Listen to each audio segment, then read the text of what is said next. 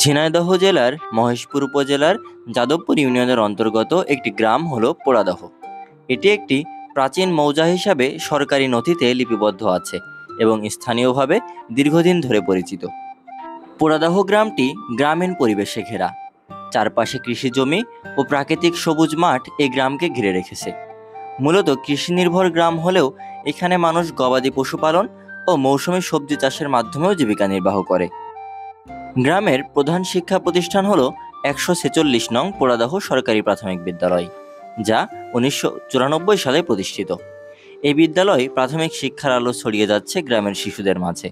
মাধ্যমিক ও উচ্চশিক্ষার জন্য শিক্ষার্থীদের নিকটবর্তী ইউনিয়ন বা উপজেলা শহরের বিদ্যালয়গুলোতে লেখাপড়া করতে যেতে হয়। পোড়াদহ গ্রামের সুনির্দিষ্ট উৎপত্তি জানা না গেলেও এটি বহু আগে থেকে স্থানীয়দের বসবাসের স্থান হিসাবে পরিচিত। মহেশপুর উপজেলা মুক্তিযুদ্ধকালীন সময়ে একটি গুরুত্বপূর্ণ অঞ্চল ছিল। যাদবপুর ইউনিয়নের আশেপাশে মুক্তিযোদ্ধা ও পাক বাহিনীর মধ্যে বেশ কয়েকটি যুদ্ধ সংগঠিত হয়েছিল। তাই পোড়াদহ গ্রামের মানুষও সেই সময় প্রত্যক্ষ বা পরোক্ষভাবে স্বাধীনতা সংগ্রামের সাথে জড়িত ছিল বলে ধারণা করা যায়। যোগাযোগ ব্যবস্থার কথা বলতে গেলে গ্রামটি সড়ক পথে যাদবপুর ইউনিয়ন, মহেশপুর উপজেলা শহর এবং জেলা শহর ঝিনাইদহের সঙ্গে যুক্ত।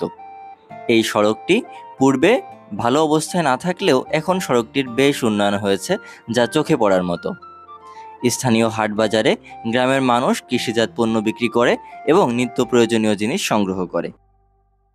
সব মিলিয়ে পোড়াদহ গ্রাম একটি কৃষি নির্ভর, শিক্ষানুরাগী ও শান্তিপূর্ণ গ্রাম।